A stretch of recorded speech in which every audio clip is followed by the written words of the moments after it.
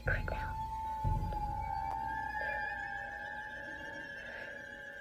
I see dead people.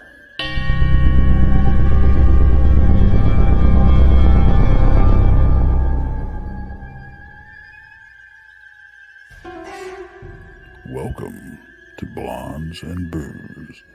You are about to embark on a journey, one that often leads to more questions than answers.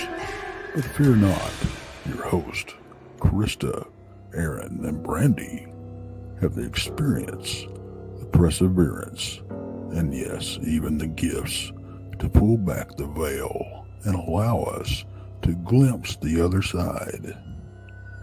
They will share not only their experiences, but will introduce you to world-renowned researchers and experiencers to help you find answers in the murky waters of what we call the paranormal.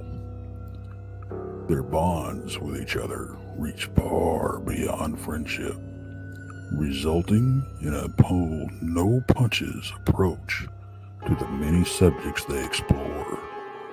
Their goal? To open eyes, hearts, and even minds to what lies on the other side, and the answers residing there.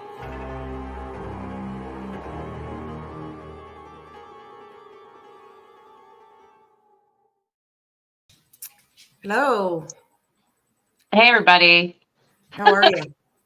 Happy Friday. Happy Friday. I know. I'm telling you what, this has been a long week. It has been a long week. I started a new job today on a Friday, and I have to work tomorrow, and I'm like, that just doesn't seem right. Right. On a weekend? But you're off next weekend. So that's what matters, right? That's right. That's right. We, once again, we'll be in Texas next week. Yes. And I believe on Thursday, we're having Jason McLean and Donnie Cho. They're going to be invading the Blondes and Booze on Thursday. And on Friday, well, we have, of course, Bigfoot Michigan Rob, and he's in chat. Paranormal Among Us, Paul. So they're going to be on Friday night, and it's going to be exciting, and we're going to be watching. Yes. To trust the show for them. We'll see. Right. Yeah, we're going to be watching. That's right. We can still Very listen careful. to it in the car. Right. Plus, No, I'm it's still gonna be cold. fun. Still cold. Yeah. Gosh. There was flurries this morning, and we're dropping way down in temperature tonight. And I'm like, geez. Here too. Come on, Texas. No, right? I looked. It's going to be like 70 there next weekend. I'm like, woohoo. I know. So, Brandy, what do we sweating. pack? Do we pack shorts? Do we pack capris? Do we pack jeans? What do we pack? I know. I guess pack for it all, But I can tell you, I'm probably not taking anything bigger than a hoodie. That'll be it. I'm ready to go, though. And I think that's probably why that this, his week has drug, Yeah. Because we haven't had an event in a long time. So I'm looking really forward to that. I know. Like I said, I went to work this morning. Haven't done anything in a while. Haven't been out in the field. Haven't done anything. And oh my God, my body is screaming at me saying, girl, we got to work up, stretch, Right. We got to work up to this. You just don't start cold turkey, No. No, I definitely hear you because, it takes a little while to get back used to the 9 to 5, Right. Yeah. You'll get there though. Yeah. It won't take long. No, not at all. So next week, I think it's going to be good though with the guys.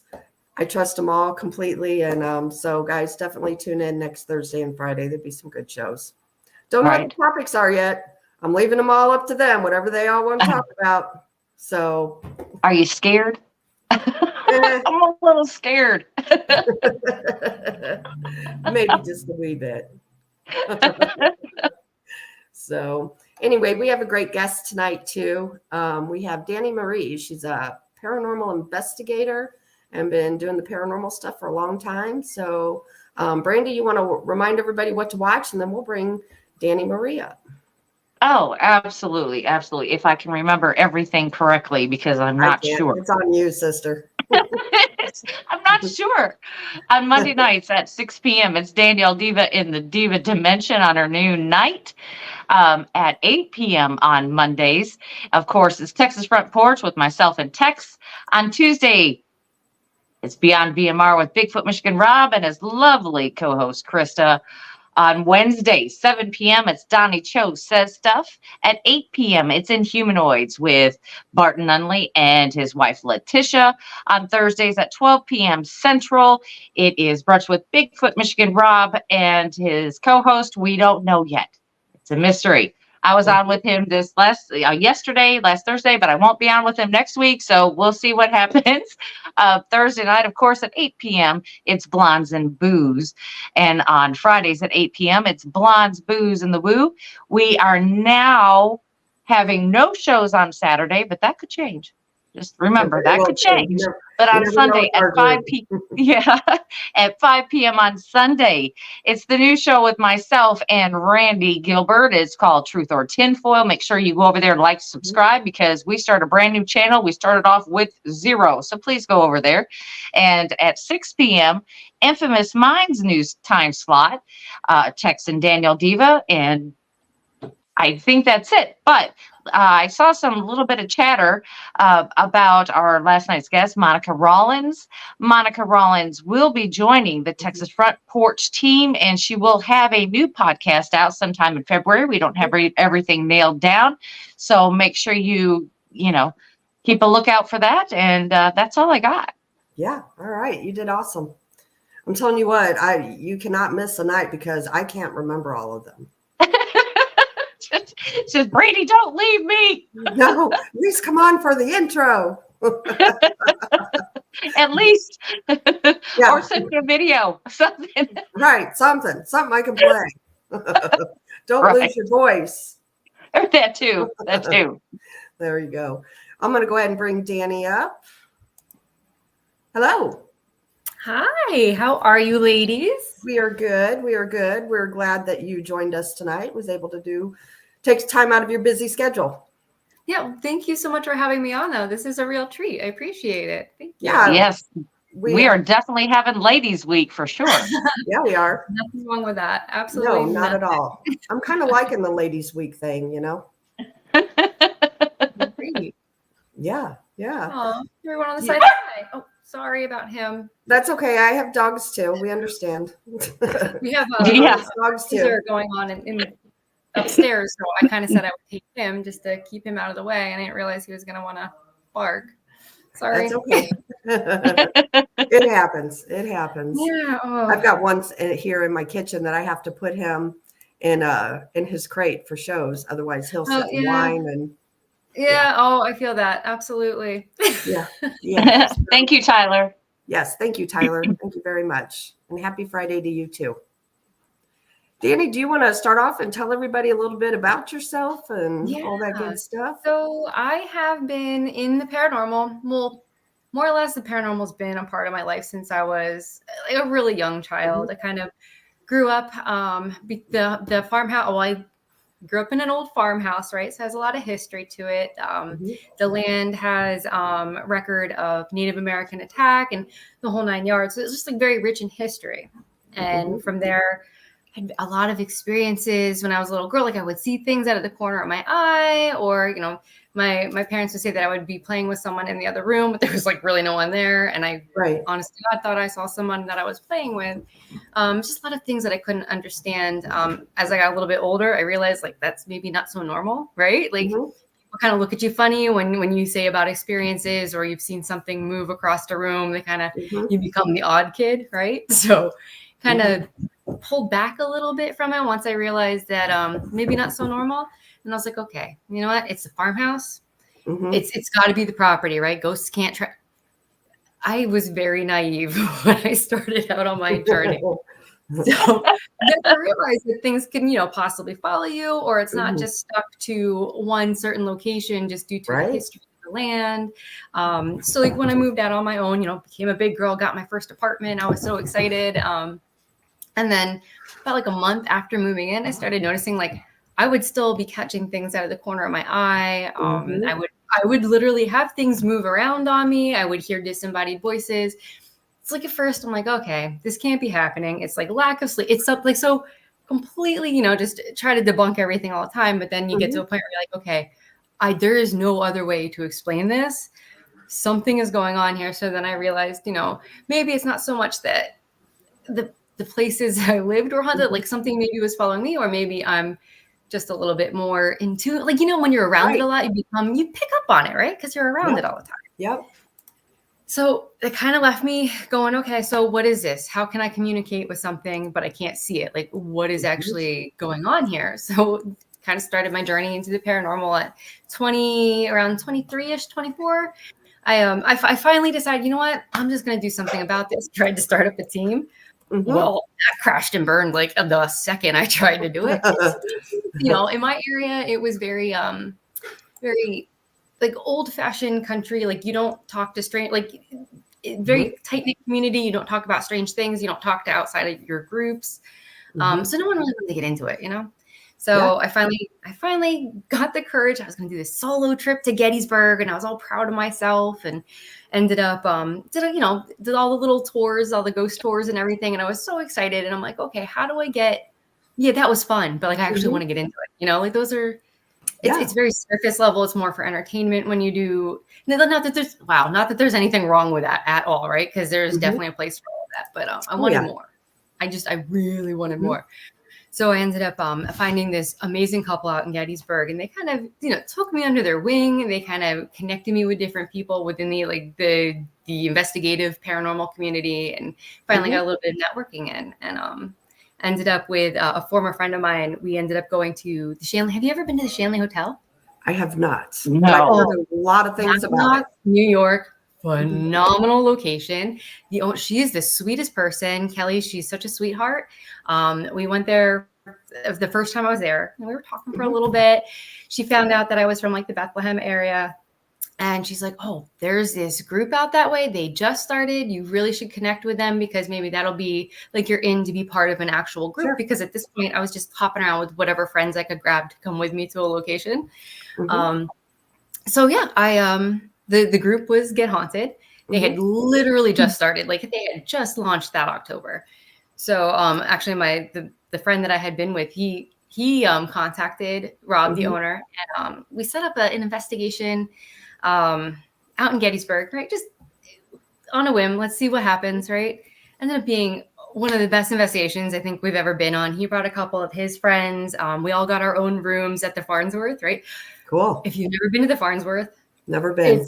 You should go. Gettysburg is on my bucket list for sure. Oh, it is. I don't know that there isn't a spot where there's potential activity. It's just all of the tragedy, all of the history, like everything that was there. It's phenomenal. But yeah, we did this investigation. It was fun. We all got our own rooms, right? So that we had rooms to investigate, because it wasn't like an event or anything. It was just we were there.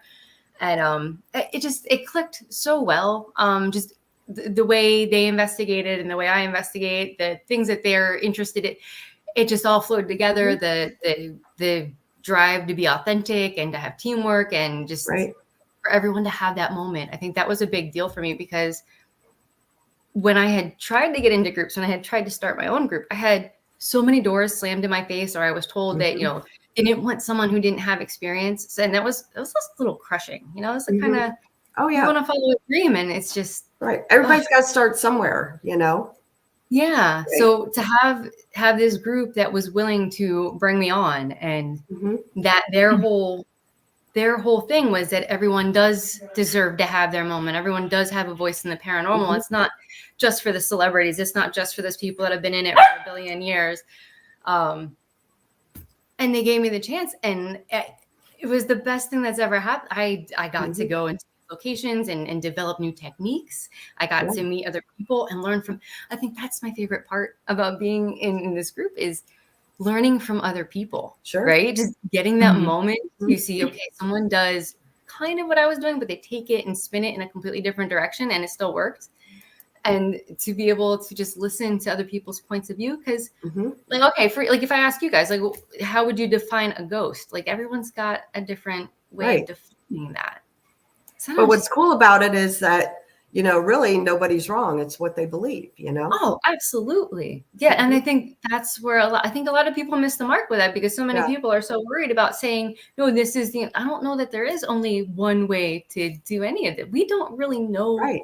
Personal opinion, I don't think we really know what we're communicating with when we do communicate, right? So how is anyone going to tell somebody else that their technique's wrong, unless you're harming someone, unless you're being disrespectful to a spirit, a location, or a location owner? I don't know that there really is a wrong way. You know? I would agree. So so got involved with them. Officially became part of Get Haunted in the very beginning of January 2022. Became strategy and culture manager. I'm also on our social media team. And I think one of the biggest things that have come out of the group coming together is we have created, we are basically a network. We have taken this platform and provided this amazing space for people to find their voice, to find their technique, to be able to find other groups maybe in their area that they would not have had any other way of contacting. So now we have on Facebook, it's the Get Haunted public network. Awesome. Literally anyone's allowed to come in there. You can be a team, you can be a novice, you could be someone who's just getting started. We have you know, other people that do events and everything else, and it's just to see everyone come together and to know that that is a space where we're not judging. We're not saying you can't do X, Y, and Z. We'll all learn from each other. We'll all lift each other up. It's my favorite part of all of this. Honestly, it really is. Just to know that. Absolutely. You know, there's so much competition in the paranormal field, and I don't get it. I don't, because we're all looking for the same thing, you know, so why not learn from each other, you know? The thing is, and when you get afraid to share, or when you feel like you got to shun people, you're only hurting yourself at the end of the day, because that's an opportunity to have learned something, to connect with somebody differently, and to share evidence. Even like I've watched people on the network share their evidence and discuss it in a really civil, like, even if someone isn't agreeing with somebody else, it's done in a very polite, very matter, like, it could be that, but I think it's this. And then they have a little discussion about it. And then by the end of it, like, there's two new best friends hanging out at the end of the night. So That's awesome. That's really awesome. You know, I wish there were more teams out there like yours. Oh, I think really, I mean, you know, I've been a member of 3 paranormal groups, and it's just between the political side of it, you know, and it just it gets old, you know, and the drama, and it gets old.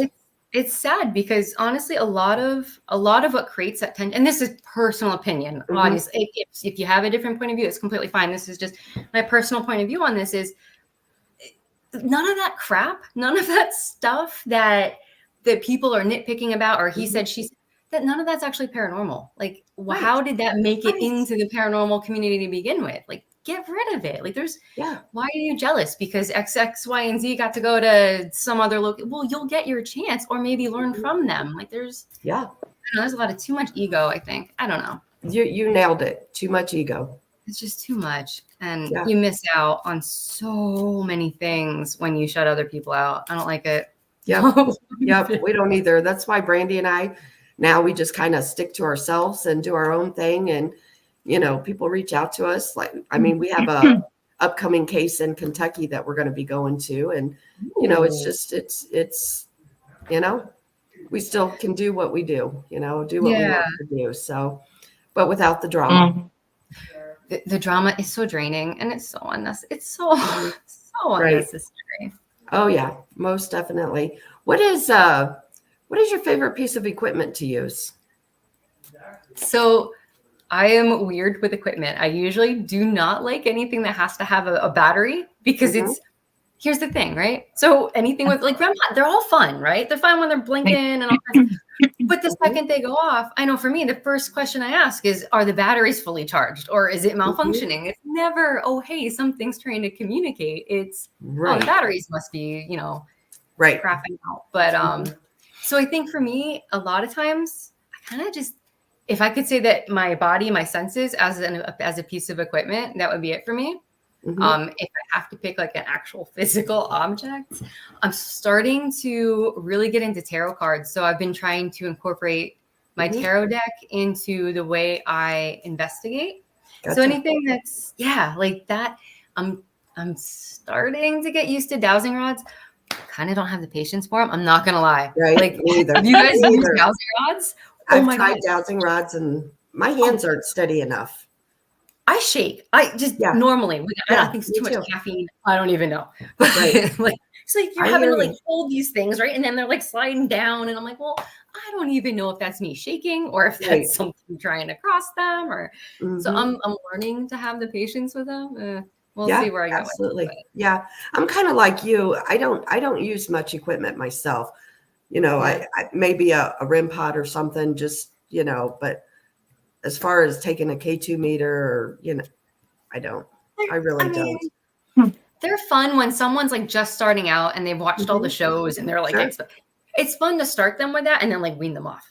Like, okay, here, we'll start with this because you're used to seeing this and we can show you, the pros and the cons and the, if your cell phone or something's up next to it, it's gonna kick. It's And you nailed it when you said, like your own body is your own best weapon, is to tell you what's around, and I always tell people just pay attention because, everybody's body reacts different. Sometimes it feels like going through a spider web. Sometimes you get goosebumps, pay attention to your body. It will tell you. You know what the thing is? But because like if you're watching a meter, you're not paying attention to what's going on, what's flowing around you. Those little chills, those little like the spidey senses, right? Like that's all you're picking up on something around you. Yeah. What's your paranormal pet peeve? When people EVP sessions, when people ask, do you know that you're dead? That is my big pet peeve. I can't. I'm just like, oh. Do you know you're dead? Because like then it's like, okay, either they totally know they're dead because they're trying to communicate with us, or what if, and here's just what if we're the ones that are actually, what if it's a role reversal? What if we don't actually know that we're the ghosts? You know what I mean? Like, so that question, I don't know, not my favorite question in the world. So when people ask that one, I'm like, oh. Right. Brandy, what's your paranormal pet peeve? Whispering during EVP sessions. Yeah, that's a good one. That is my biggest pet peeve. It's like, if you're going to talk, if you're going to say something, I don't care about that. I don't care what you're saying. It's just say it loud enough so I know it's you and not thinking it's some spirit trying to say something. Yep. And we always tell people too, if your stomach growls, say it, just because, it can sound like, you got something growling on an EVP recorder, as we know, it's just, if it happens, say it. It's okay. Right. If you poot, let me know. If you poot, I got to know. Right. Either claim it or blame it. Or one crew member, he's always like, claim it or blame it. Like, it doesn't matter. Just say something. Right. Absolutely. As long as somebody who's on the living side of the realm here claim that. Yeah. Yep. My paranormal pet peeve is flashlights. And I'll tell you why. They can be so easily manipulated, just a little, if people take the end and twist them off and then barely turn it on and put it down there. Isn't that you're supposed to do that or whatever? Like, so it's just barely off? Well, what I suggest is you get the touch flashlights. Those are legit. Those cannot be manipulated by movement. You put a flashlight down on the table with the end unscrewed, and you move your table, it's going to light up. Oh, because the vibration is connect, right? Right. Yeah. So that is a huge pet peeve for me. I always celebrate. No, don't even use a flashlight unless you have a touch-powered light. That's legit. I never even thought like the ones with the button on the back, right? Yeah, where they actually have to push it. Yeah, I never thought. Yeah, because everyone always uses the mag lights where you twist it and then. Yep. Don't ever twist the flashlight. I've had one instance where It was a mag light, right? There was one instance where I was like, oh my gosh, maybe this actually is a thing. Because it was legitimately going with the questions. But every other time I have never, like, there was that one instance where I'm like, that might be something. Yeah. Like 50 million other times, I'm like, could have been something that vibrated a wall or. Yeah. Those are touchy. I Yeah. always show people, you know, whenever we do events and people have the flashlights, I'll explain to them, you know, in a nice way, this is why I personally don't use them. And I'll, you know, they'll have it unscrewed and I'll just move the table a little bit. Of course it'll light up, you know? Yeah. It's definitely false positives, you know. I You like don't that you'll show people that, hey, this is what can happen, because that's giving them, okay, you can make your own decision, but here's what can happen. So make a wise decision then when you're on investigation. Right. So, you know, when Brandy and I are out in the field, you know, we want to debunk these things. We don't, you know, you try to find every other reason for it besides paranormal. You know, because like not everything is a ghost. Right. No everything. Yeah. Right. Exactly. Yeah. So, Yeah. you know, And me, on the other hand, I'm an equipment type of person. I do, but I can separate, you know, my personal experiences versus my my electrical equipment. I can tell the difference between the two, and so I'm not just staring at one thing. I've got a good mixture, but you know, that takes time. That takes time to learn. Right. But you know, I like to document. So I like to have my equipment. So I like to document. So that's me. So me and Krista work out great because she focuses on, hey, this is a little funky over here. And I'm like, yeah, that feels a little funky. Let's put something there. You know, I'm like, yeah, okay. So she's my validation buddy. I love that. Yeah. Ben T has a question. Where is it? Somebody had, Ristel. It was Ristel. Says, Krista, Brandy, and Dani, what are your thoughts on the SLS? Do you guys want to go first? Nope, Dani, this is all you. I'll take up after that. I have very mixed feelings. And I think that personally, I think it gets used incorrectly for reading the data, because I don't know that you're supposed to walk around with those things. I think they're supposed to be static and then they like scan the room. I have a hard time trusting it's just me. It's just my personal belief on that. I just have a really hard time believing anything that gets mapped up on them because I feel like they're touchy. I don't know. Right. I've watched trees and tables get mapped in and look like a person, and people being convinced that it was a person.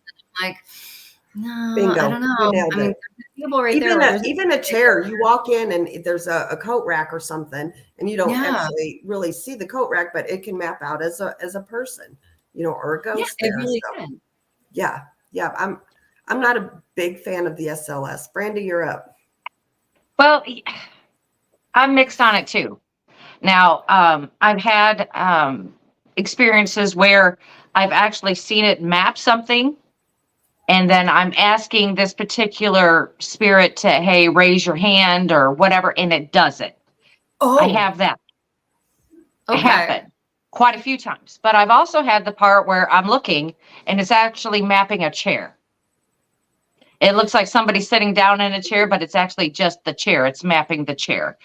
I guess if you're going to use one of those cameras, for number one, they're big, they're bulky, it's just not a great piece of equipment to walk around with. If you're going to stay stationary in one spot, that's fine because you can prop it up and use it that way. But to hold one of those gets pretty heavy, and I don't care who you are. Yeah, you're holding your arms out straight. And you've got this big machine in your hand. I don't care who you are. Your arm's going to get tired. So if you're not steady, like Krista was saying, it can map a coat rack. You know, it could do all kinds of things, but you really have to pay attention. I mean, I've seen them work. I mean, if you're getting something and you're interacting with it and it's an intelligent response to what you're asking of it, I would believe that. But yeah, if it's just, something just popped up out of the corner and it's not really interacting with you, chances are it's not really anything. I don't know. A couple people in chat have asked, what is an SLS? Do you want to explain it? You guys want to explain what that is?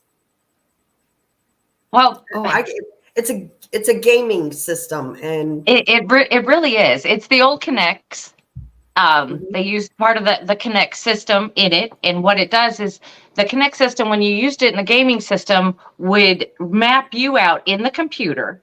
So when you would like go bowling and you do the bowling motion, or you're swinging a bat or golfing, it would project your view on the screen. Mm-hmm.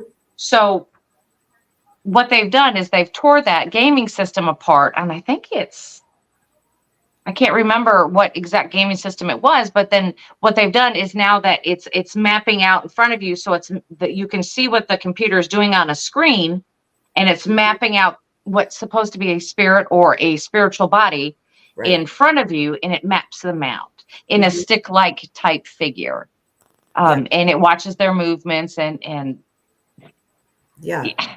like I said, that piece of equipment's kind of my thing is, I have seen it work too, but it was more like, raise your right hand, or move your left leg, and then when you're seeing direct responses, then you might have something there. And Mark Brown says it's the Xbox Kinect system. Thank you very much. I couldn't think of it right then. And like I said, they're using those old components, but they don't make those components anymore. That is totally obsolete now. So they're taking these old Xboxes and they're tearing them apart and using those. So, I mean, there is that. I mean, they're expensive. They are not cheap. They are not cheap. That would not be the first piece of equipment that I would necessarily go out and get. I would get your basics first, and then if you really want to get creative and have just money to blow, go ahead. What piece of equipment and it's funny because I used to always laugh when people would tell me, oh, just get this, it's super inexpensive and it works. Cat balls. Because I'm like, they're so, if there's something that's a really loud noise or a vibration, it's going to kick off. So I was always like, with those. So then we were, what was that, a weekend ago, 2 weekends ago? We were at McClay Mansion out in Harrisburg. And we had a little grouping of people up in the attic. And they were doing dowsing rods, and they were getting some equipment. I mean, some responses. Yeah, equipment, because I can talk. All right. So they had some responses and everything. So while they were doing that, because I'm not huge on the dowsing rods. So like we had a moment where it was, they were just having, the guests were just having a conversation about something. So I took it upon myself to kind of just put cat balls out in a giant circle and put a K2 in the middle. And I was like, okay, well, sometimes there's kids up here or whatever. We were getting intelligent responses on the cat ball that we could not debunk. It wasn't like no one else was touching them so I was like, wow, okay. Sometimes these actually really work. And it was actually a really exciting experience to have with a cat ball. And I never thought I would have that. You are absolutely right with those. I love those things. Our last investigation was down at Ray County Museum, and we were actually down in the basement on a cement floor. So there's no jumping around making those things move. We're not on wood floors. We're not doing anything. Well, it kept setting a cat ball off. So I had actually Krista's daughter was there with us, and I had her go put one in, behind it near the door. And I asked, could you please light up that other ball closest to the door? And it sure did. Get the heck out. It sure did. Yeah. See, it's so cool. And I used to always kind of laugh to myself, but they can work, and they can work really well. And they're like, $2-3 a piece, if that. If that. Yeah. And they're cheap enough, you can replace them all the time, know. And you get home, throw them to your cat. I wouldn't call them cheap. I wouldn't call them cheap. My daughter has a cat. I lose them quite frequently. It's not cheap after that. She swats them under all the furniture, and I'm like, I can't even get under there. So I imagine when I go to lift up the couch or something, I'm going to find 10 of them under there. A stockpile. I'm like, hey, maybe I should go do that. I won't have to buy anymore, Yes, Right. Absolutely. One of the gentlemen that were with us, he had never investigated before. It was kind of one of his first times, and he did a little experiment. He had, and I was so proud of him. He did this all on his own. He watched somebody having experience, and I had handed him a cat ball. I'm like, here, if you want to place this somewhere, go for it. He literally watched what this woman was doing. He's like, well, what if? And he put the cat ball down near her, but not in the same spot. And they asked whatever energy was interacting with her to move over to the ball, and it did. And then we tried to debunk it as it being anything else, and it wasn't anything else. And I was so excited for him to have that moment as one of his first moments. I ended up was like, just take the cat ball home. That's your special cat ball now, because you got to do that with it. So, and he was all excited. I'm like, okay, made my night. Yep, Right. absolutely. We my most favorite thing to do that we try to do every investigation is the Estes method. What do you think about that? It is one of my favorite, like as far as equipment based, that is one of my favorite, because you can mix other things in with that. You can have multiple people. We've had where and this happened actually White Hill Mansion in Fieldsboro, New Jersey. We had 3 people set up in, here's a view, the parlors, this beautiful open area, fireplace and everything. 3 people set up, and they ended up, they were having a conversation, and it was, we all looked at each other that were asking the questions. We're like, what is, like, we didn't even need to ask. They just started having a conversation, and they were all making wow. sense. It was insane. As if you weren't even there. They're just like, well, we're just going to have our conversation. I saw that happen as well. Came out of it, they're like, what's wrong? We're like, you're not even going to believe what just happened. Yeah. we were at McIntyre Villa, and we were up in the attic. And we had one person on one side of the attic and another person on the other. And that attic is big. It's real long. And same thing happened. It was really cool. It was like, whoa, this is awesome. So that is one of my favorite, you can get a lot of answers through the Estes method. You really can. You can even, we had tried it where we had, even like on 2 different sides of a building, we had someone, they were like holding up cards and asking questions. And then the person in the other room was actually guessing, either like sometimes they'd get the color or they'd get the number right on the card the person was. There's no way to explain that. There's nobody, they can't hear or see anything, right? They're in another room completely, and they're still getting answers correct. They're still being able to like, hey, this is what this person's holding. I don't know. It's just, it's such a versatile technique, I guess. Yeah. And like I said, that is definitely one of my favorites, I mean, sometimes it doesn't make sense, it depends on the location and, however, when you see it, it really works and they're answering questions and, it's fun. Yeah. We my time to take a nap. We investigated a house. It's been a couple years now, but nobody had ever investigated there before. And we had permission to be in there. It wasn't a public event. Nobody lived in the house. He just kind of rented it out. We actually put people up in it. We did fall into the supernatural, and we had put people up in it. And so we investigated the house before because claims were made. There was things going on the property and in the house. And that was really cool. The Estes method told us a lot. It was dead straight answers. Yeah. And, these ghosts, they didn't know what we were doing there. We were the first people ever to investigate. So it was kind of cool. That is kind of cool. Yeah. I love that. To be able to, and even to get answers to things that you can look up and they're like factual, like later on you can validate what's going on in the session. Right. That's priceless. That's freaking priceless. Are you kidding me? Yeah. Yeah. I love that. That's when you know that it's legit, Yeah. For sure. That's so exciting too. When you're getting all this information, or even one of my favorite things too, is because if I don't know the person really well, people who claim to be psychic mediums, I take that with a grain of salt sometimes, because if I don't really know you, I don't know how to take some of the information. So like when I can take something that someone's telling me they're picking up, and then I can do research later and it matches up, I get so excited. I'm like, oh my gosh, I don't know how they freaking knew that. Yeah. Oh yeah. I agree with you on that. There are a lot out there, and I think that everybody is open to it. Not everybody's open to it. You have to be open to it, but I believe anybody can do it. I think we're all given that gift. Yeah. I think if you would take the time to work on your skill sets. Right. Absolutely. Right. Yeah. And so, it's just up to you how much you want to delve into it, and I think the more you do it, the more you open up. Yeah, absolutely. And I think like even the more time you spend trying to communicate with whatever it is on the other side, that, spirit world, you definitely become more in tune, sensitive, empathic, like you just because of being around it, from trying to be so open. So yeah. Yeah. What do you guys do, like private cases, or do you do just mainly So events? what we do is, because we're about having everyone have their moment, is we use events as a way to connect with the community. So it is just public events that we do. When we do private, it's just for our crew to get to like kind of like get that moment to just really investigate as a group. So we get them here and there, but we mostly just public events at public locations. Yeah, But very cool. it's so nice because you get this wonderful mix of people, and then I don't know, just to see everyone else's point of views on different techniques, and why don't we use this piece of equipment in a different way than,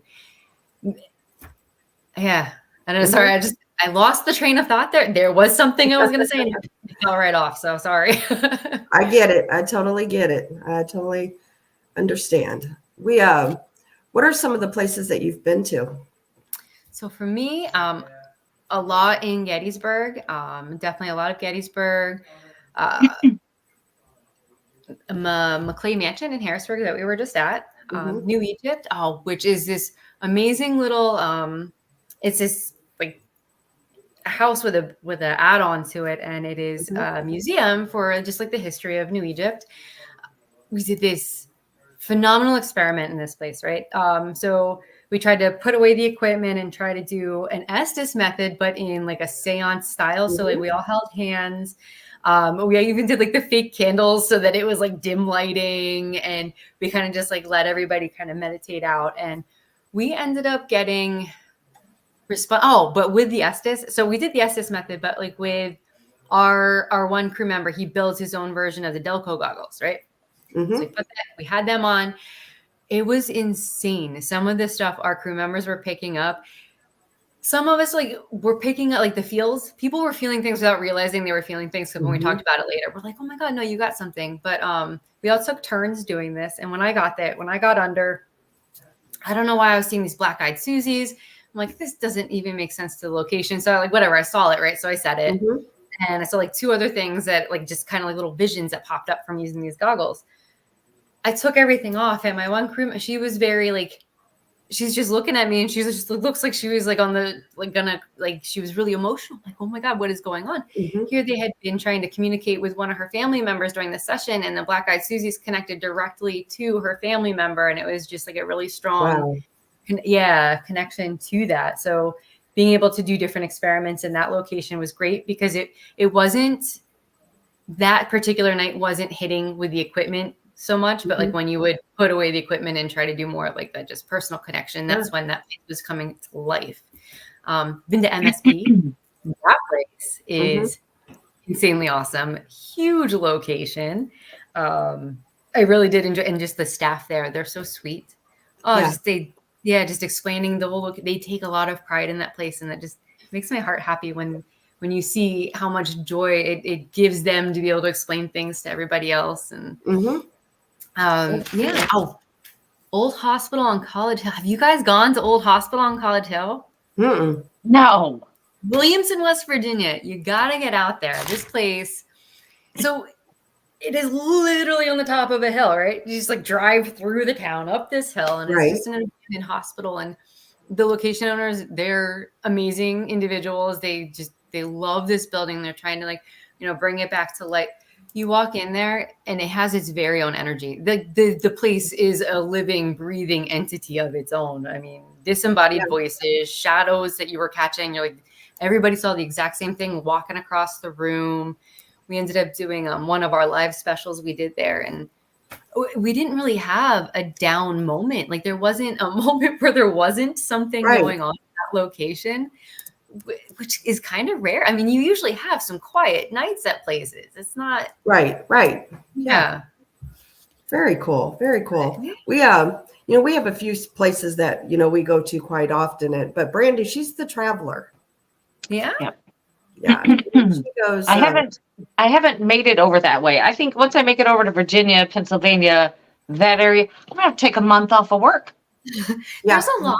There's a lot. It's like, oh my gosh, there's just so much that is on my bucket list. Right now I'm working in our northern states and our southern states right now. the midsection, I mean, there's still places that I still want to go, smaller places. Yeah. But the bigger places I'm still yet to get to on the West Coast and on the East Coast. And my daughter lives in South Carolina. I'm like, why am I not there? There's so much going on that side too. I'm like, wow. Yes. I don't know. Yeah. I don't have enough money. I need to win the lottery. Right. Yeah, that's my game plan. If I ever hit it big on the lottery, I'm gonna buy an SUV or something, and I'm just traveling to all the different locations. I've already got mine picked out. It's got like 2 beds in it for me and Krista, and it's got like a shower and the toilet, and it has like a stove top. I mean, it's all in a van, and it can 4-wheel drive too. So, and it's got a little lift kit on it. I've got it all picked out. I'm ready to go. I love you. I'm ready. We're ready. Have you been to the Conjuring House? I have. I actually was there twice. I was there twice. Have you been there? I have. Yes. I have, yeah. What did you think of it? Like when you first walked in? Well, for me, for the Conjuring House, I guess it was the story, because that story's been around for, ever and ever. And at first to me, it was like that. And I'm thinking about it and I'm like, but I'm not feeling these vibes, like these crazy demonic vibes. I'm not feeling any of that. I'm feeling kind of like sweet and homey. I didn't have any problems. Well, I did have problems sleeping. I'm not going to lie about that, because when we were in bed, there was like running around downstairs and, people talking, and we were all sleeping. So there was that. But as for it being crazy haunted, and things like that, no. But I will tell you what I experienced there that I have never experienced before in my life. And we were using, of course, a spirit box. And, you'll hear it 1,000 times. Look behind you. I'm right here. Da, da, da, da, da. And then you look around, then nothing is there. Well, it started telling me on this box, and I happened to be sitting on the floor, and I'm like, okay, fine. I'm going to turn around. I'm just going to turn around. Well, lo and behold, our lovely little cat balls that I had sitting by the replica of the Annabelle doll, I had that sitting in front of her, and they started going off. After it said, as they told me, yeah. And we're all sitting down, nobody's moving, and then it started going off, and I'm like, well, okay, that was the first time for that. You hear it all the time. I'm right here. I'm behind you. You hear it all the time, and it's never been there. And then this time it was. And so, this one's like, I got you. I'm actually going to be there this time. Yeah. I'm actually going to show you how it works. Is basically what they were telling me.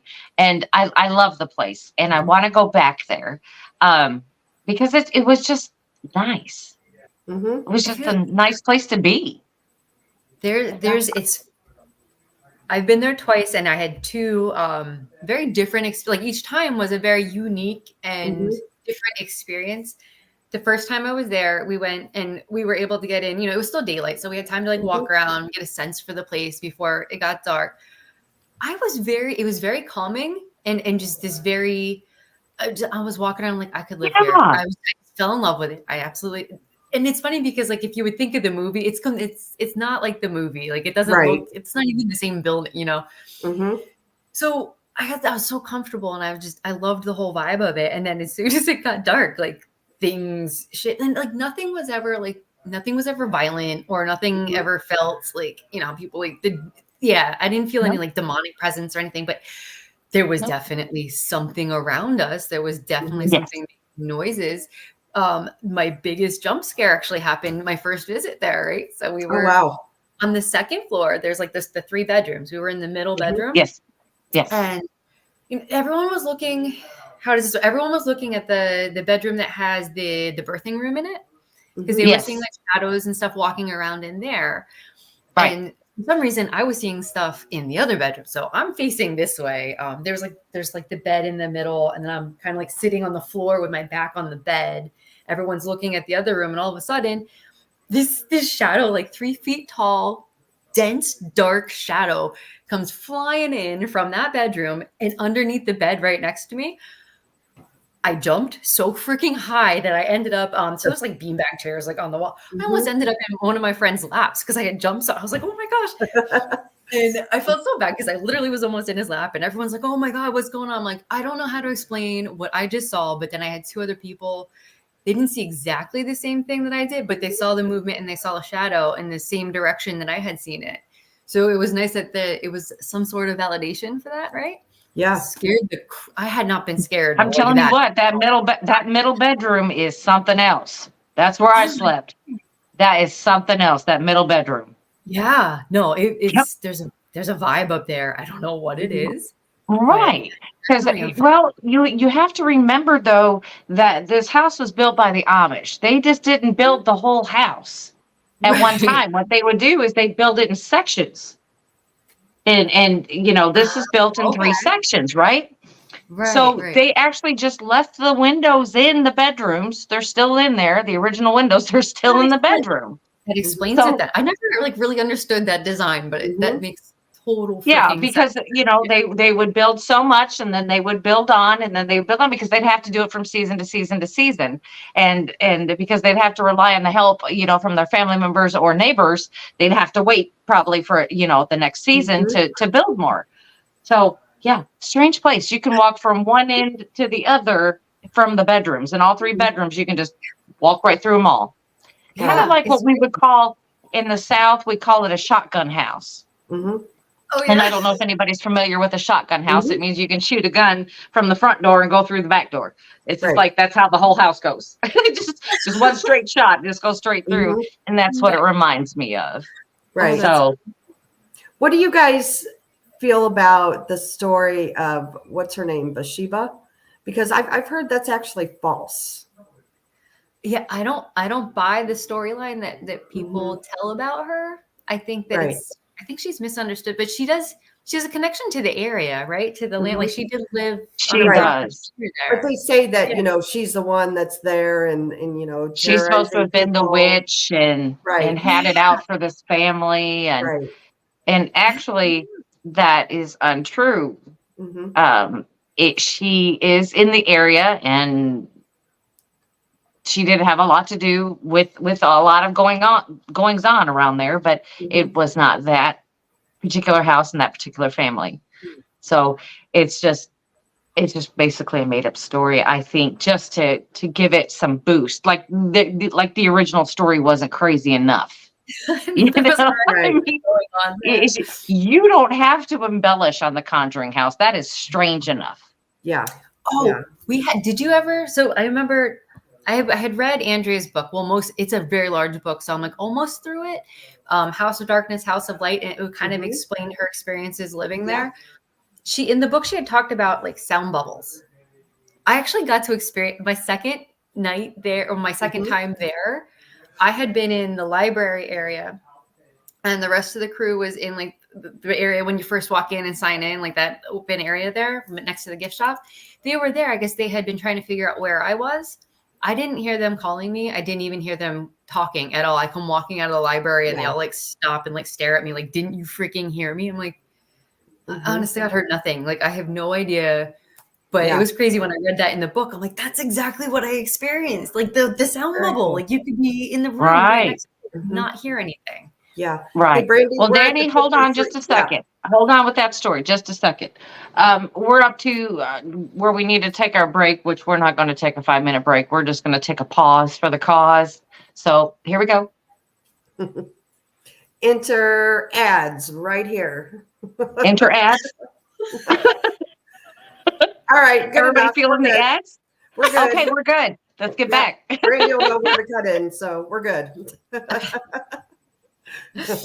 That's funny. But what do you feel a lot, the Warrens have been very controversial, especially here lately. We talked briefly about this last night. A lot of people believe, that they embellished a lot of things there. And, the story is there at the Conjuring that they, tried to do the seance and, with the mom and Andrea has since come on and said that, what really happened, that her dad cold cocked, Ed Warren. No. Threw him out of the house. He did. Yeah. Threw him out of the Yeah. house. Yeah. Yeah. I don't know if I really have it. So I wish I would have been able to like meet them in person, because then I think I would have more of an opinion either way.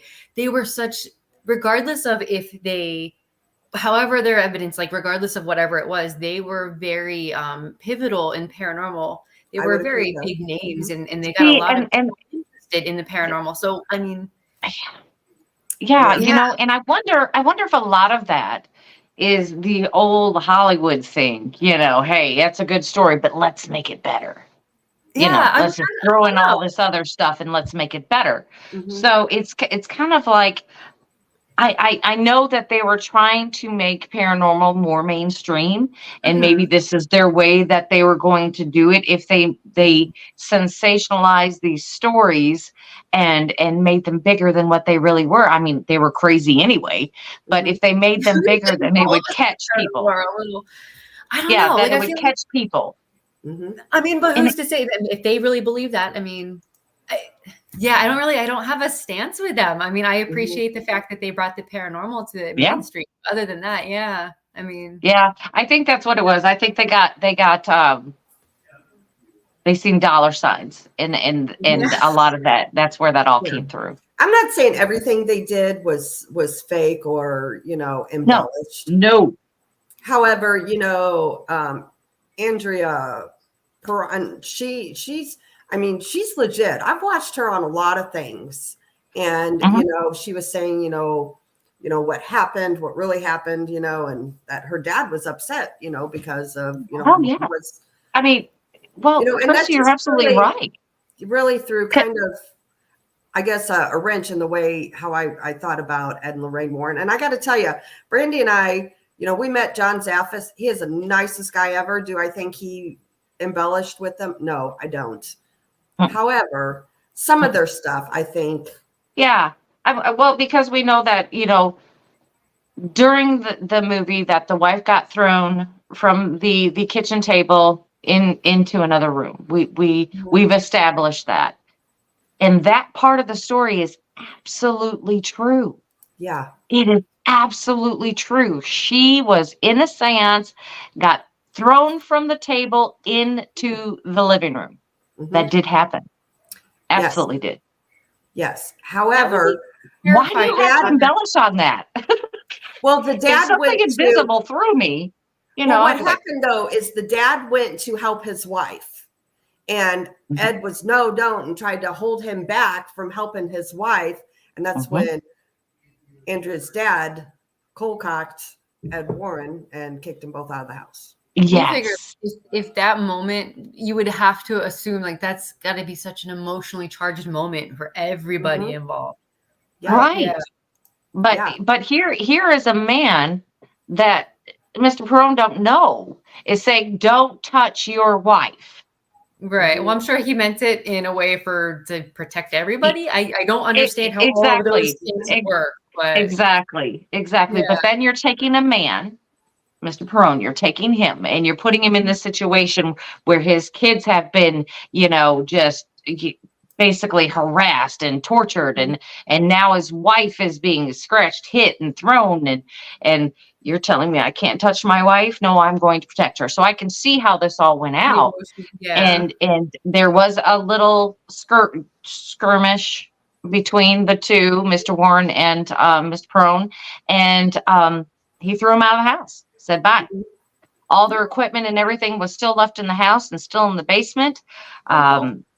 Yeah, Lorraine Warren came back a few days later, and when she opened the door to see who it was and saw that it was Lorraine, she immediately just shut the door.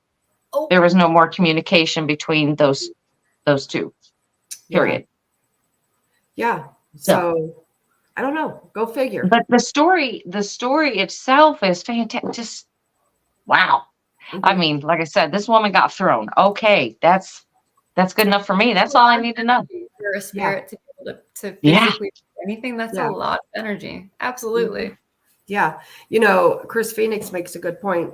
He says another thing to consider is that Ed and Lorraine Warren saw everything through Catholic perspective, and that's okay, but it's not the only perspective in reality. You are And they absolutely were right. Very religious people, I believe. Yeah. Like, Yes.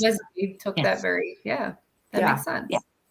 But Yeah. I do thank them for paving the way for the rest of us, who are, Absolutely. still trying to figure out what's going on. Yeah.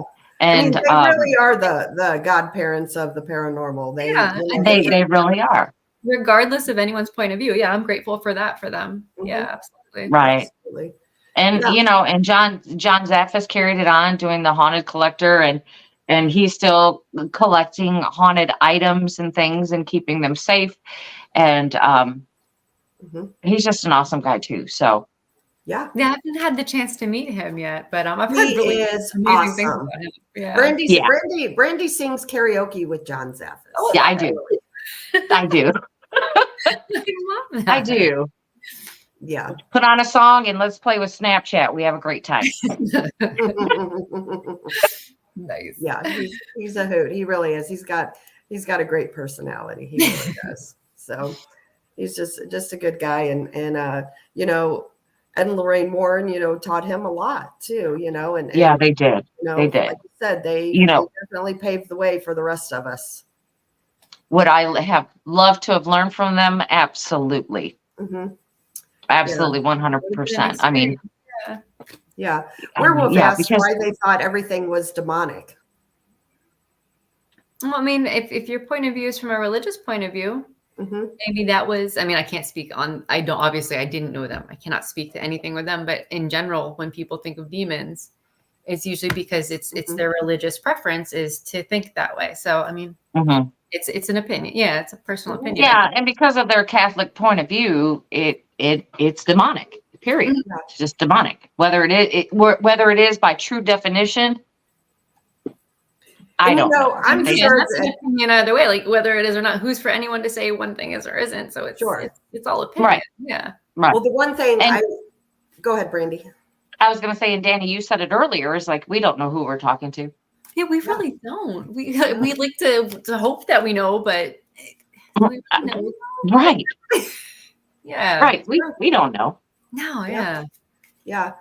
See, I'm not one that likes to go and just investigate for the fun of it.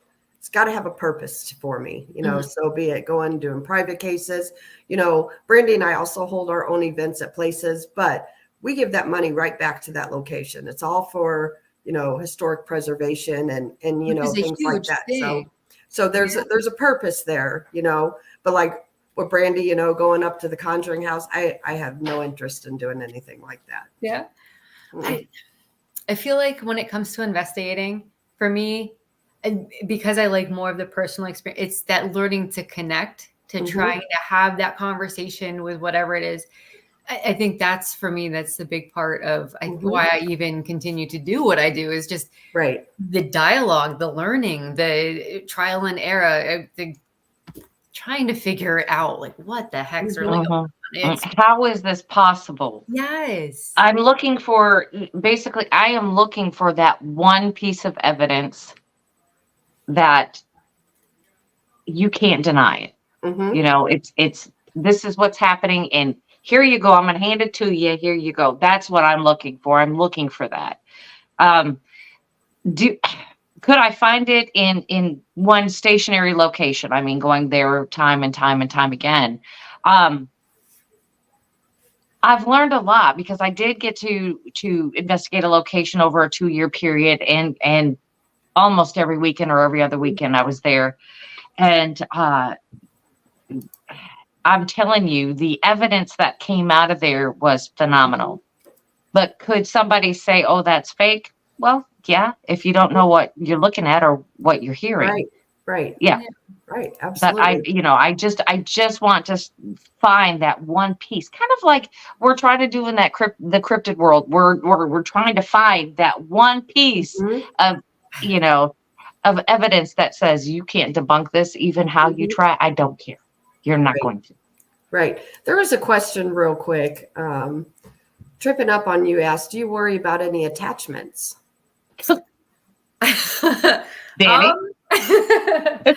So I am the one during EVP sessions where I'm like, hey, do you want to be my friend? And then after the fact, sometimes I realize it's probably not the best question to always be asking. I've had what I believe are things that have followed me home. I've never felt threatened. I've never felt like Mhm. terrified to be in my own place, but I've come home from investigations and had happenings like doors opening and closing themselves that I know don't do that on their own. I've had the one investigation I did in Gettysburg at the orphanage. I had been interacting with what I thought were the children's spirits, right? I was, hey, do you want a piece of candy? You want this, you want that? Can we be friends? Let's play a game. So like the whole night I'm trying to like just really trying to interact with what I thought were these children's, to me, I think they were children. But I came home from that investigation and it was December. So I had this little Christmas tree, right? And instead of it being like little bristles, it's all little bells. Literally one freaking bell in the middle of this tree would ring. Oh, wow. I could not get this thing to do it any other way. So I ended up saying to whatever was in the house, I'm like, I'm really sorry. Thank you for coming and visiting, but you need to go home now. And then it never happened again. Wow. So I do believe things can follow you. But yeah, I've not had an experience yet where I'm like, oh my, like I've not had that experience that makes me want to stop or that terrified me enough. Yeah. How about you? Have you, like, how do you guys feel about attachments? Do you think it's possible? Do you not think it's possible? Yeah. It's definitely very possible. Brandy's had an attachment. I haven't. Oh, have you? Yeah. She's got one that's been hanging out for over a year now. Oh, yeah, wow. It's been quite some time now. We've talked about it before about my nephew passing away. He was very young, and it was in one car accident, and there were things that were going on in my house that resembled things that he would do when he was alive. So that kind of led me to believe it was him. It's not a voice coming to me saying, hey, I'm your nephew. It was certain things that were happening in my home that only he would do. That's almost like his way of validating, like, hey, I'm here. Right. Exactly. Yeah. Exactly. It's like, I'm here, and I've actually got this stuff documented on film. Oh, wow. So there was one point where I have a 3-car garage, and he lived here with me for quite some time, and he smoked. So he went outside in the garage. Well, he used to turn on all the lights in the garage. Well, they blare in my bedroom window. And I'm like, hey, just go down to that 3rd bay, turn the little overhead light on right there. And I said, that'll work. I said, but the other stuff is keeping me awake. You can't do that. And he's like, okay, fine. So he'd go out there and sit for hours playing his games, talking on the phone, doing whatever he does, smoking his cigarettes. Well, then one night I'm sitting here and I could see through my window, I could see the lights coming on in the garage. And it was flicking on and off. It just flicking on and off. So I called my mom in, and we're both sitting there watching it. I'm like, okay. So I go to the bathroom door, and my mother is still watching it through the window, and she says, hey, it's stopped. I'm like, all right. So another time I was home by myself, started happening again. And then I went all the way out to the garage. And as soon as I got out to the garage, it all stopped. Wow. Get the heck out. So but this other attachment that we're talking about, this is something entirely different. This is a traveling friend. I'm pretty sure I went somewhere, picked this thing up, and it travels with me. It likes to go on vacation. Oh, it just goes on adventures with you. It does. Because whenever I go on adventures, now we have to get it straight. Because whenever I go on adventures, I get great night's sleep. I mean, I can sleep, no problems. But it's bothering everybody else. Oh, that's it's not bothering me. It's bothering everybody else. I'm gonna go visit you guys while I can. Yep. Absolutely. That's what it does. Well, I'm getting ready to go to Texas next week. I am more than willing to take this thing with me, and I can drop it off anywhere down there, and it can stay. Oh. It can just stay out there and bother whoever it wants to, And I believe the hotel we're staying at is where a lot of people are staying that are going to be at this conference. So I'm like, look, let me give you a few names. Yep. And go ahead and go on over there. Go see them. Leave us alone. I love it. Yeah, exactly. Chris and I, we sleep relatively well anywhere. It doesn't really matter. We're so used to it now. It's like you'll find me sleeping in a corner sometimes. Yeah, I'll be all wrapped up, got a blanket, sleeping. Yeah. think my biggest thing is when I'm out on investigation or whatever, I will, no matter how late I've stayed up, I could be up till like 3, 4, 5 in the morning. My body's like 7:30, let's go. I'm like, are you kidding me right now? Like, even if I try to go and stay asleep, if I don't know if it's because I'm out on the road or whatever it is, but yep, cannot stay asleep. I can fall asleep, but I can't stay asleep. Yep. I get you. That's the same way, you know, doing the public investigations. And I got to tell you, you know, I studied demonology, and I was one of those, you know, 5, 6 years ago that, you know, you'd be in a haunted location. I'd tell, you know, the spirit, well, go ahead and touch my hair or touch my leg or something like that. And, you know, since then I've learned a lot. You know, you never get personal. You don't ask them, you know, to touch you, or you don't get personal and say, who all standing in this room? You know, you are opening, that's an invite. That's an invite, you know, so. Oh gosh, yeah. It never get personal. It is. No. And that's one of the things when we do investigations, if I do hear people doing that, and I'll explain why we don't, you know, that's fine. If you want to go somewhere else and, you know, get personal, that's on you. But this is why that we don't, you know, because you don't know who you're talking to. No, I mean, that is the thing. Yeah. It could definitely be something that, you know, has very bad intentions.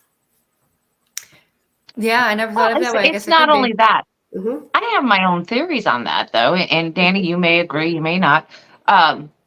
You walk into a house or a building or wherever you're at, those spirits are already going to know your name.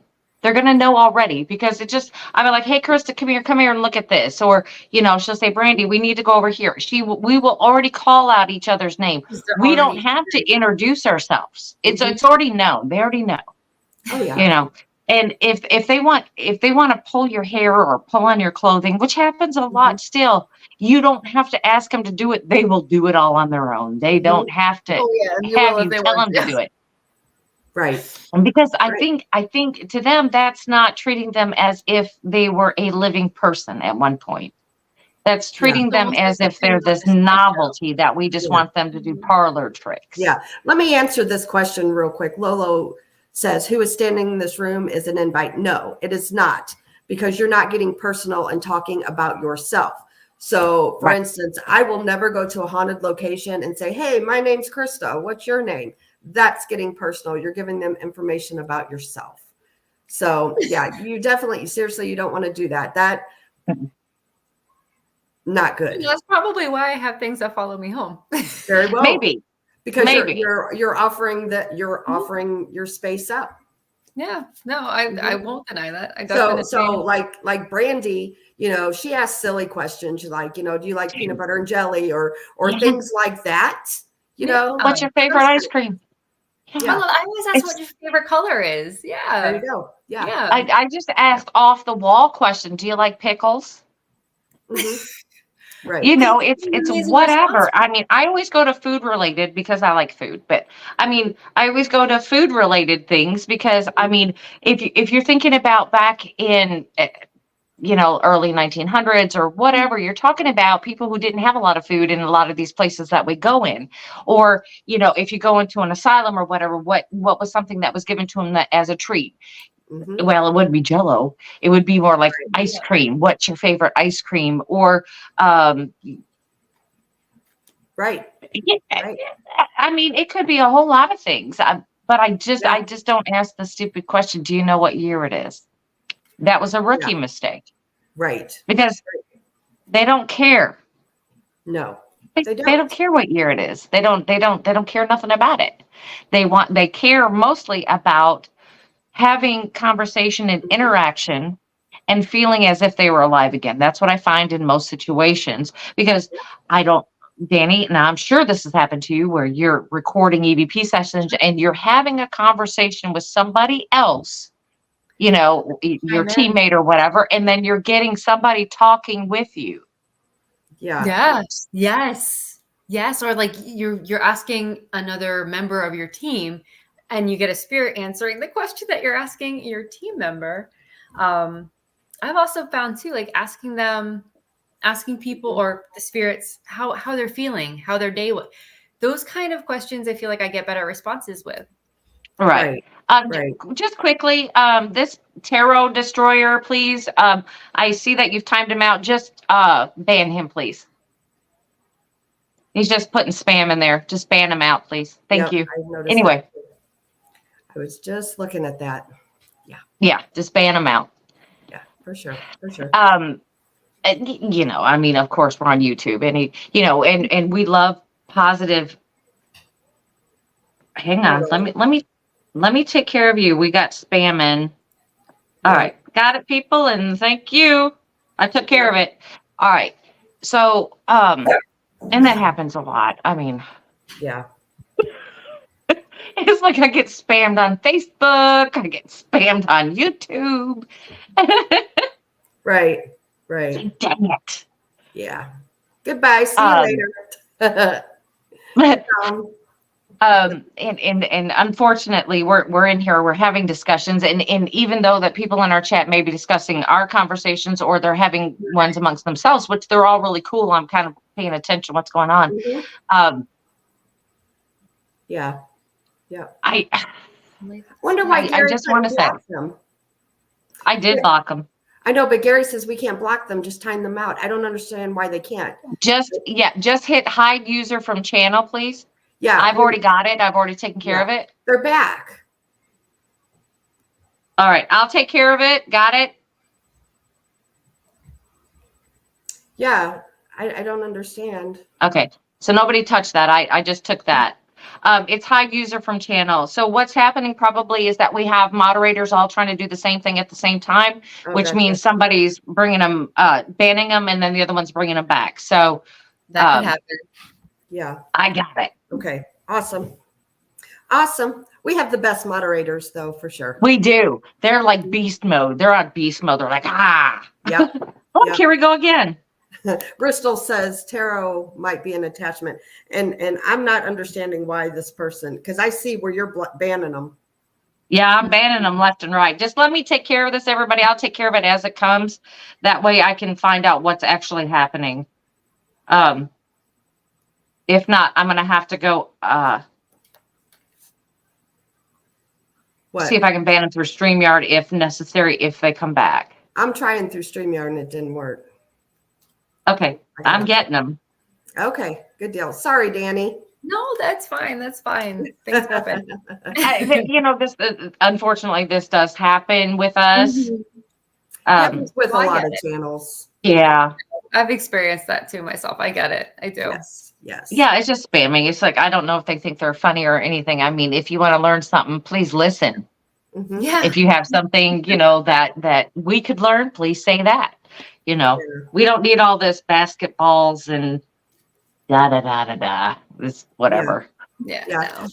No. Penny Van says, Brandy, Blondes and Booze, bring a Twister game next time and see if the spirits play. Oh, that's a good idea, actually. That's a really good but see, that's the thing, Penny. Yeah, that's the thing, Penny. I don't know where to put it. Because right when you think you've got activity, and most times I have about 15 minutes. If I have activity starting to happen, I've got about 15 minutes before it stops. Mm-hmm. And I think that's usually the best time frame or span that you get. It's like throw everything you have at it. So I'll throw a twister. I'll throw a twister on the floor, see what happens. I'll get down there and I'll just start spinning that sucker. We'll play Twister for like 15 minutes. I may be the only one laying on the mat, but we'll play. You'll look awfully funny. Yeah, absolutely. Penny says, just whip that mat down anywhere. Oh my goodness. Since I was a little kid, I haven't played that game. That was me either. I know. I was thinking about right? like certain locations, if you put out there like chutes and ladders or things like that, and just start playing the game and see what happens. Chutes and ladders last all of 10 minutes. Anybody who's had kids, 10 minutes is about that game. Yes. Yeah, chutes and ladders. I always love that. It's like, okay, all right, we're done. 10 minutes later. Just one zips through the board and you're good. Right. That would be kind of cool to do, though. Like, pick up one of those games. They're relatively cheap and just try it. Sit just down see there. what happens. Yeah, Dani, do you use trigger items? Oh, I do. So I have a pinwheel that I got. Think I originally had gotten it because there was a location where there was said to be children's spirits. So I think I got it initially for that because I'm like, oh, that's something easy. It doesn't take a lot. As long as you can make sure that there's no like open windows and that you can make sure that the airflow is a certain way before you set this thing up. If it would go and you can get it to do it in response, it would be fun to do it that way. Just regular rubber balls, trying to see if they'll play a game with you. Checkerboards too, like you put one and then walk away and see if like another one moves or anything. Yeah, Right. I like trigger objects because it's something that can maybe excite an energy or like bring up some sort of a memory, or I don't know. I enjoy using them. Yeah. Right. Penny Van's comments funny. Be sure to film it though. It would go viral. Woman plays Twister with ghosts and ends up in hospital to be unfaithful. Yes. I wouldn't like the hospital though. That's but so we probably get like 1 million views just That'd for be that. hilarious. That would be funny. That would be funny. David says, how about an old-fashioned top? That's true. That's an oldie. There you go. Yeah. Depending on what era that we're getting into, which sometimes let's just take like certain buildings. First they start off as a poor farm, then they go into an elderly care facility, and then they go into a medical care facility that takes on more than that. You don't know exactly what era you're dealing with. But I mean, if it fits in the era, I would bring it. I don't, you figure all the energy's layered up anyway, right? So, it is. Somebody's got to recognize something. Yeah. What about this question? This is a good question. Mark Brown asked, I might have asked Dani this before, but do you believe a location can be over-investigated? As if a place is investigated over and over, do you think it increases activity, decreases activity? Good question. That is a good question. I think... Yes, I think that especially if it's certain investigators and the spirits get to interact with you enough that they understand your energy signature, and maybe if for some reason you don't jive with that particular energy, they might back off and like not give you anything when you're there, just because they're kind of like they're sick of you. Yeah, I think there's potential for overdoing it at a location, and I mean if what we're talking to is a human spirit, they were human once. They're going to get like the way we all get sick of things. They're going to get sick of things too. So I think there's potential for that. Absolutely. Yeah, I would agree with that. What about you, Brandy? I think some locations that I have been to have been. They have been. I like going to locations where they just restrict the investigations to the weekends, maybe a Thursday, Friday, Saturday. You start going every day of the week and you're just getting nothing. You're just getting, and I've been to a few places like that several times, the same location over and over. And it's very minimal activity. Yeah. And that's a true story. If you figure too, like, okay, if it takes them energy to be able to interact with us, if they're having to do that all the time, they might not have anything to give at that point. They might be petered out. So, yeah, absolutely. We do, like I said, we do the Ray County Museum a lot. My friend runs it, and that place. Sometimes it's real active, but if there's, you need to watch for a pattern there. And if nobody has investigated in a while, sometimes it can be really, really extra active. So they're ready to talk to people again. So true story. Yeah. I'm just watching because James said he said he'll go in the woods at any time, but don't put him in a haunted house. And I'm like, let me tell you about them woods. Oh, yeah. Dani, what are your thoughts on like Bigfoot and Dogman and things like that? So I have mixed feelings on certain cryptids, but like Bigfoot I believe in it. I believe in Bigfoot existing, whether it's a tulpa or an actual creature. I don't know how to answer that part of it, but there's been enough interaction from people. I have friends that have caught, I don't know necessarily a visual, but like the aftermath, or hearing the sounds that they make, or finding the structures in the woods, and how they're like high up off of the ground, like some of these structures, and they're like tied into the trees. They're too tall for like a human being to have done it on their own. So Right. yeah, I think Bigfoot's, plus we don't know. Okay, yeah, the world's very populated, but there are spaces where people don't go, or who's to say they just don't know how to hide really well? Right. Yeah, totally. Right. Bigfoot's real. Right. You can't tell me it's Absolutely. not. Yeah. Oh my God. For real. And then I'm holding out hope on Pugwagees.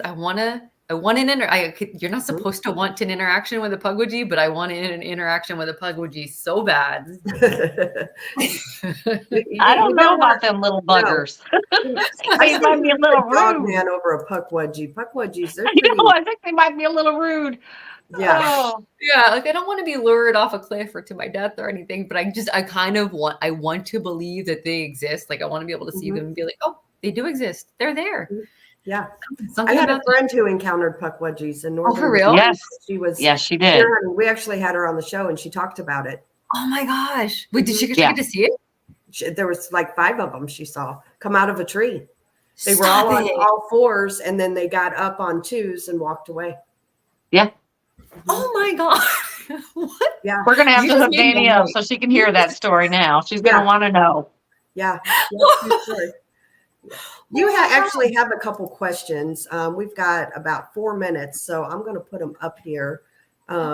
William asks, does time of year affect activity? I think as far as people's willingness to go out and interact, yes. But as far as the energy being there, I feel like it's always there. I don't know. Yeah. Yep. I honestly, I don't think there is a bad time. I don't think so. I think that, like you said, Dani, you are absolutely 100% correct. The energy is always there. Now, whether it wants to interact with you, well, Right. I don't know. Right. And then next question, JD Smooth asks, how do you get rid of attachments? Oh, I feel like that's a very personal choice, because if you have a certain religion that you follow, there's going to be procedures or steps that you can do. I know for myself personally, I do practice Reiki, so I will tend to do like a Reiki cleansing on myself. I do have friends who have given me tips on just different cleansing methods for like when I'm struggling or I don't want to do the Reiki. I have just I believe in crystals. I believe crystals work. Essential oils, like anything that you're going to be able to put the intention that it's going to cleanse you, I think that'll work. Yeah, I would agree. I would definitely agree. What about you, Brandy? Don't ask me. I'm still struggling. I hear you. Because we always say don't talk to them, don't acknowledge them. You're just giving them energy. Da da da da da. I mean, would a firm get out work? I mean, this house is not big enough for me and you. It's just big enough for me. You need to get out. I don't know. I guess you'd have to do all of those things. I think that what I have is a little bit stronger, only because I think this attachment came from somewhere else. This is something that has been dealing with people and investigators and things like that. I think there's a little bit more to this one, but it's not harmful. I mean, if it were being destructive or being, harmful to like my mother or my child, well, we would do something else. Right now, everybody's just like, and a lot of people have those in their home. That's just Henry, or that's just George, or we're just like, oh, okay. If it's not hurting anything, Right. Rock and Rory, last question asks, do thunderstorms affect investigations? Increased atmospheric energy? Yes. Feeding that energy. Yeah, absolutely. Oh yeah. If you're a paranormal investigator, you want a good thunderstorm to come through. I know. Because, I can't afford a Tesla coil, which I want one. I want a big, huge Tesla coil so I can just set it in the middle of everything and just let it go. But we can't afford those. So, a great thunderstorm really works well. It does. Yes, for sure. we are coming up on the 1.5 hour mark. And Dani, Yes. I want to thank you for coming on. This has been fun. Thank you for Been a lot having of me. fun. I know I stuttered over myself a few times, so I'm sorry did for that. great. But thank you for having me You on. did great. You This did was great. fun. And I to everybody in chat, please go and subscribe to Dani's channel. I've dropped it several times in chat. And yeah, that's please do. Please subscribe. Also, next week, we've got the men taking over our show both nights. I know. Remember, I'm watching. That's right. That's right. You got Jason McLean and Donnie Cho on Thursday, and you will have Bigfoot Michigan Rob and Paranormal Among Us Paul will be taking over on Friday night. So anyway, we appreciate each and every one of you guys, and be sure to tune in over to Paranormal Roundtable.